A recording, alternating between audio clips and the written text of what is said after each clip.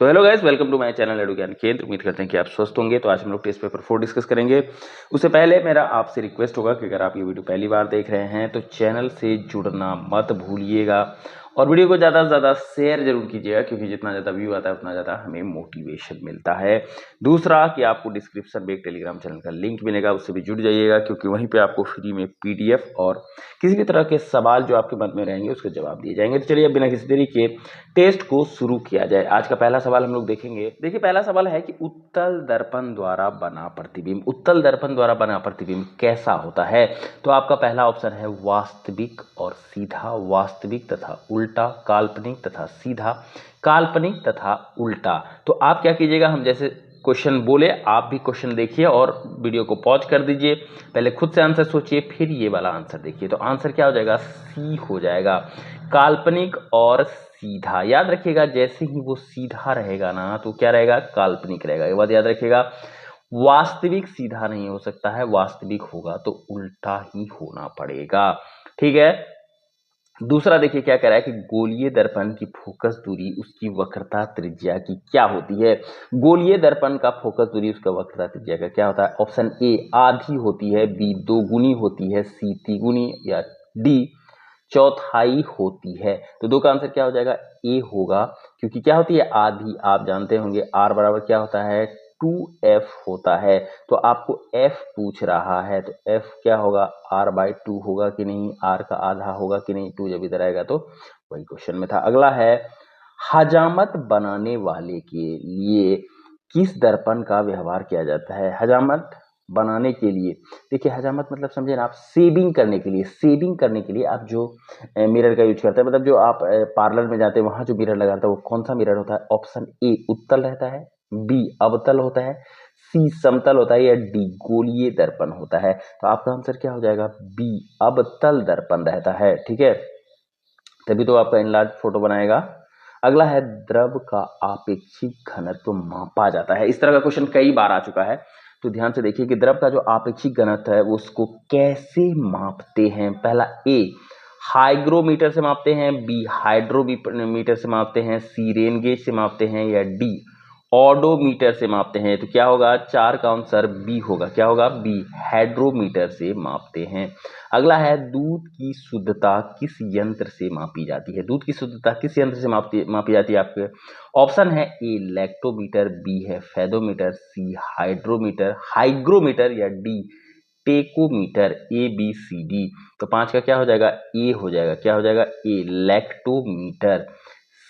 6 का देखिए question number क्या कह रहा है कि मोटरसाइकिल के चालक के सामने लगा रहता है। देखिए ध्यान से देखिए, सामने कह रहा है, सामने। आप क्वेश्चन भी जब बनाएंगे बीपीएससी में एग्जाम में तो इसी तरह आराम आराम से पढ़िएगा कि चालक के सामने कह रहा है, साइड इधर के उत्तल ढक से नहीं मार दीजिएगा। क्या कह रहा है? सामने कौन सा दर्पण होगा? तो ए उत्तल दर्पण होगा, बी अवतल होगा, सी समतल होगा, या डी एक लेंस होगा। तो 6 का आंसर क्या हो जाएगा? ए हो जाएगा। क्या होगा? ए उत्तल दर्पण होगा। फोटोग्राफिक कैमरे का अभिदृश्यक होता है, फोटोग्राफिक जो कैमरा होता है उसका अभिदृश्यक क्या होता है? ए अवतल लेंस होता है, बी उत्तल लेंस होता है, या सी अवतल दर्पण, डी अवतल लेंस। कौन सा होता है? तो 7 का आंसर बी है। कौन सा होता है? उत्तल लेंस होता है। फोटोग्राफिक कैमरे का जो अभिदृश्यक होता है वो कौन सा लेंस होता है? उत्तल लेंस होता है।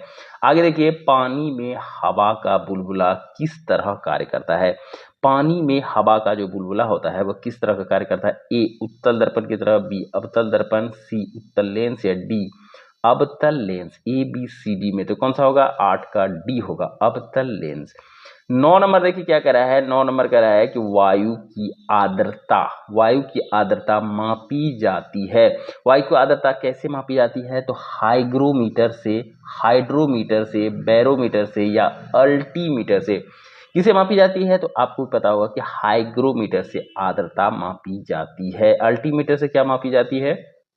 अब मुझे कमेंट में जरूर बताइएगा।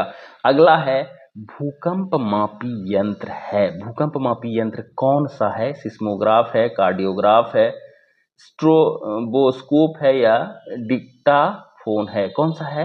तो सिस्मोग्राफ है। 10 का क्या होगा? ए सिस्मोग्राफ। 11 नंबर की ओर हम लोग बढ़ेंगे, ध्वनि की तीव्रता। ध्वनि का जो तीव्रता है वो मापा जाता है, किसमें मापा जाता है ध्वनि की तीव्रता? डेसिबल में तरंग में, आवृत्ति में या द्रव्य तरंग में किसमें मापा जाता है? तो ए डेसिबल में मापा जाता है। अगला है मानव रेटिना पर बना प्रतिबिंब। मानव रेटिना बेसिकली हमारे आंख पर जो प्रतिबिंब बनता है उसके बारे में, ये क्वेश्चन थोड़ा सा इंपॉर्टेंट है, ध्यान रखिएगा। मानव रेटिना पर बना प्रतिबिंब कैसा होता है? ए है वास्तविक और सीधा होता है, वास्तविक और उल्टा होता है, काल्पनिक और सीधा होता है, काल्पनिक और उल्टा होता है। तो 12 का क्या आंसर होगा? बी होगा, वास्तविक और उल्टा होता है। कैसा होता है? वास्तविक और उल्टा होता है। ठीक है, हमारा आंख ही एक ऐसा लेंस है जो वास्तविक बनाता है, उल्टा भी बनाता है, लेकिन हमारा ब्रेन उसको क्या कर देता है? सीधा कर देता है। 13 नंबर क्या है? जब कोई वस्तु को दो समांतर समतल दर्पण के बीच रखी जाती है तो बने हुए प्रतिबिंब की संख्या। दो समतल दर्पण ऐसे ऐसे, सपोज कीजिए, सॉरी गलत हो गया, ऐसे देखिए, दो समतल दर्पण ऐसे ऐसे समांतर क्रम में रख देंगे, बीच में रखे हुए बने हुए प्रतिबिंब की संख्या कितनी होगी? बताइए कितनी होगी? तो बी होगी, अनंत होगा, अनंत अनंत, दो समांतर। अभी का तो ना ही सब शायद से नहीं रखता है, लेकिन पहले हम लोग जब छोटे थे तो क्या करता था, एक पीछे रख देता था, एक आगे रखता था। तो जब बचपन में हम लोग अपना इमेज देखते थे ना, बहुत सारा इमेज बन जाता था, तभी कंफ्यूज जाते थे कि ऐसा कैसे हो सकता है। तो वही होता है, क्या होता है? अनंत इमेज बनता है। 14 नंबर क्वेश्चन अब हम लोग देखेंगे। 14 नंबर क्या कह रहा है?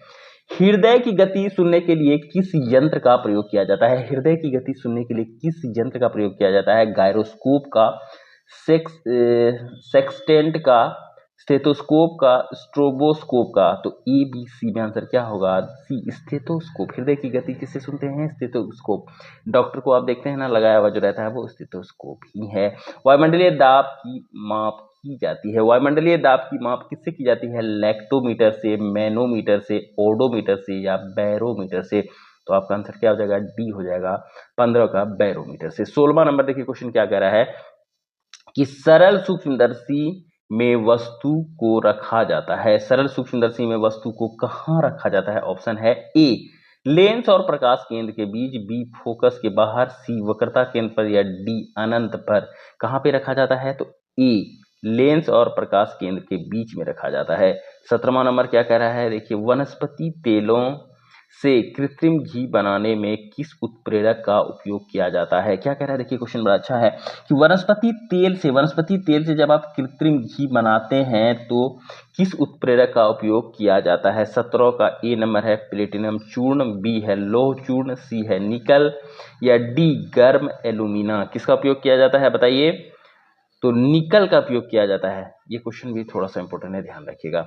अगला देखिए 18 नंबर क्वेश्चन क्या कह रहा है? 18 नंबर कह रहा है कि अमोनिया गैस बनाने की हैबर विधि में किस उत्प्रेरक का उपयोग किया जाता है? अच्छा सा क्वेश्चन आ रहा है आज। हैबर विधि, अमोनिया गैस बनाने का जो हैबर विधि है उसमें उत्प्रेरक कैटलिस्ट के रूप में कौन उपयोग किया जाता है? तो लौह चूर्ण का, क्यूप्रिक क्लोराइड का, प्लेटिनम चूर्ण का या निकल का। तो ए 18 का ए क्या होगा? लौह चूर्ण का होगा। 19वां नंबर देखिए क्या कह रहा है? 19वां नंबर कह रहा है कि अवतल दर्पण में वस्तु का प्रतिबिंब दर्पण के पीछे काल्पनिक, सीधा तथा वस्तु के बराबर बनता है जब वस्तु होती है। ये बेसिकली जब इमेज का जो जितना क्राइटेरिया है, अगर वो आप समझते हैं तभी बना पाइएगा इस तरह क्वेश्चन, नहीं तो नहीं बनेगा आपसे। अनंत पर बनेगा, फोकस पर बनेगा, ध्रुव पर बनेगा, फोकस दूरी और ध्रुव के बीच बनेगा। कहाँ पे बनेगा? फोकस दूरी और ध्रुव के, फोकस और ध्रुव के बीच बनेगा। रक्त का दाब किस यंत्र से मापा जाता है? रक्त का दाब किससे मापा जाता है? पायरोमीटर से, स्पिग्मोमैनोमीटर से, गैल्वेनोमीटर से या एमिनोमीटर से। ए बी सी डी से। किससे माना जाता है? बी से, स्पिग्मोमैनोमीटर से। 21 नंबर क्या कह रहा है? ट्रांसफॉर्मर का क्रोड बना होता है। ट्रांसफॉर्मर का क्रोड किससे बना होता है? नर्म लोहा से, निकेल का, तांबा का या स्टेनलेस स्टील का। तो ए किसका बना होता है? नर्म लोहा का बना होता है, याद रखिएगा। अगला है ट्रांसफार्मर किस सिद्धांत पर कार्य करता है? ट्रांसफार्मर किस सिद्धांत पर कार्य करता है? ए चुंबकीय प्रेरण के सिद्धांत पर, बी विद्युत चुंबकीय प्रेरण के सिद्धांत पर, सी स्वप्रेरण के सिद्धांत पर या डी इनमें से कोई नहीं। तो भाई इसका आंसर क्या हो जाएगा? बी हो जाएगा, विद्युत चुंबकीय प्रेरण के सिद्धांत पर। ट्रांसफार्मर प्रयुक्त होता है, ट्रांसफार्मर प्रयुक्त कहां पर होता है? एसी को डीसी में बदलने के लिए, डीसी को एसी में बदलने के लिए, वोल्टेज के अपचयन या उपचयन करने के लिए, एसी वोल्टेज में अपचयन या उपचयन या अपचयन करने के लिए तो 23 का डी होगा। इसका बढ़ाना घटाना तो काम ही नहीं है, मतलब बदलना तो काम ही नहीं है। तो ये किसका काम है? ट्रांसफार्मर का। एसी वोल्टेज में अपचयन और उपचयन और अपचयन करने के लिए इसका यूज होता है। 24वां नंबर क्वेश्चन हम लोग देखेंगे। व्हीट स्टोन ब्रिज का व्यवहार किसे मापने के लिए किया जाता है? व्हीट टोन ब्रिज का आविष्कार, व्हीट टोन ब्रिज का व्यवहार किससे मापने के लिए किया जाता है? विद्युत वाहक बल, धारा, या फिर सी नंबर क्या कहलाता है? प्रतिरोध या आवेश। तो आंसर क्या होगा? सी नंबर होगा 24 का, प्रतिरोध, याद रखिएगा। अगला है पानी के अंदर ध्वनि सुनने का यंत्र कहलाता है। पानी के अंदर जो आप ध्वनि सुनेंगे उसका यंत्र क्या कहलाता है? ऑडियोमीटर कहलाता है, ऑडियोफोन कहलाता है, हाइड्रोमीटर कहलाता है, हाइड्रोफोन कहलाता है। 25 का डी क्या कहलाता है? 25 का डी हाइड्रोफोन कहलाता है। लाउड स्पीकर में ऊर्जा में परिवर्तन होता है। अच्छा क्वेश्चन है कि लाउड स्पीकर में ऊर्जा में परिवर्तन कैसे होता है, ये बात ध्यान में रखिएगा।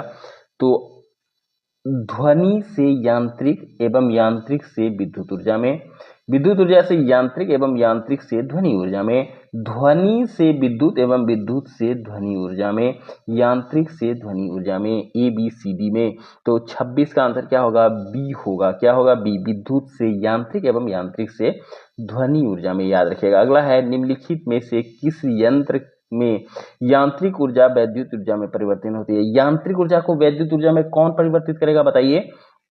27 नंबर ट्रांसफार्मर करेगा, मोटर करेगा, विद्युतमापी करेगा या डायनेमो करेगा। याद रखिएगा डायनेमो क्या करता है? विद्युत ऊर्जा को यांत्रिक ऊर्जा में बदलता, यांत्रिक ऊर्जा को विद्युत ऊर्जा में बदलता है। और वहीं विद्युत ऊर्जा को यांत्रिक ऊर्जा में जब बदलने की बात आएगी तो वो कार्य कौन करेगा? मोटर करेगा। निम्नलिखित में कौन सी युक्ति विद्युत ऊर्जा को यांत्रिक ऊर्जा में परिवर्तित करती है? अभी ही थोड़ी देर पहले हम आपको बताए थे कौन करती है? विद्युत मोटर करती है। आगे 29वां नंबर क्वेश्चन हम लोग देखेंगे। रासायनिक ऊर्जा को विद्युत ऊर्जा में परिवर्तन होता है। रासायनिक ऊर्जा विद्युत ऊर्जा में परिवर्तित किसमें होगा? डायनेमो में होगा, इलेक्ट्रिक हीटर में होगा, बैटरी में होगा या परमाणु बम में होगा।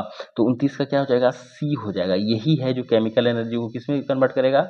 इलेक्ट्रिकल एनर्जी में। ठीक है, ये बात याद रखिएगा। अब है रेक्टिफायर का उपयोग होता है। रेक्टिफायर का किस चीज में उपयोग होता है? तो रेक्टिफायर का हम लोग उपयोग करते हैं उच्च वोल्टेज को निम्न वोल्टेज में बदलने के लिए, निम्न वोल्टेज को उच्च वोल्टेज में बदलने के लिए, डीसी को एसी में बदलने के लिए या एसी को डीसी में बदलने के लिए। तो क्या होता है? डी, याद रखिएगा। एसी को डीसी में बदलने के लिए हम लोग क्या करते हैं? रेक्टिफायर का यूज करते हैं। 31वां नंबर क्वेश्चन हम लोग देखेंगे। ट्रांसफार्मर का उपयोग किया जाता है। ट्रांसफार्मर का उपयोग किस में किया जाता है? केवल एसी में, केवल डीसी में, एसी या डीसी दोनों में किया जाता है। 31 का क्या होगा? एक। तो याद रखिएगा ट्रांसफार्मर का यूज केवल और केवल एसी में होता है, डीसी में ट्रांसफार्मर का यूज हम लोग नहीं कर सकते हैं। फोन लाइन में प्रभावित ऊर्जा है। बहुत अच्छा क्वेश्चन है कि फोन लाइन में प्रभावित ऊर्जा कैसी ऊर्जा है? 32वां नंबर, ध्वनि ऊर्जा है, विद्युत ऊर्जा है, रेडियो ऊर्जा है या यांत्रिक ऊर्जा है? बताइए कैसी ऊर्जा है? तो बी नंबर, विद्युत ऊर्जा है। शुष्क सेल में किस तरह की ऊर्जा निहित होती है? 33वां नंबर आप मुझे कमेंट में बताएंगे। मुझे भी पता चलना चाहिए कि आप पूरा वीडियो देख रहे हैं या नहीं, क्योंकि मैं आपके लिए मेहनत कर रहा हूं तो थोड़ा आपको भी करना पड़ेगा। तो 33वां आप कमेंट में मुझे बताइएगा। 34वां देखते हैं क्या कह रहा है कि कौन सा यंत्र उच्च एसी वोल्टेज को निम्न एसी वोल्टेज में या निम्न एसी वोल्टेज को उच्च एसी वोल्टेज में बदलता है? कौन सा बदलता है? आपके ऑप्शन ए है ट्रांसमीटर, बी है कंप्यूटेटर, सी ऑल्टरनेटर या डी ट्रांसफॉर्मर। कौन सा होगा? तो डी होगा, ट्रांसफार्मर। हमेशा याद रखिएगा कि ट्रांसफार्मर का काम क्या है? एसी वोल्टेज को निम्न वोल्टेज को हाई में ला जाना या हाई को निम्न में लाना का काम क्या इसका है? ट्रांसफार्मर है। तो ये टेस्ट यहीं पे खत्म होता है। उम्मीद करते हैं कि ये आपको पसंद आता होगा। अगर पसंद आया है तो वीडियो को लाइक जरूर कीजिएगा। चैनल पे नए हैं तो चैनल को सब्सक्राइब करना मत भूलिएगा। मिलते हैं नेक्स्ट वीडियो में, तब तक के लिए जय हिंद।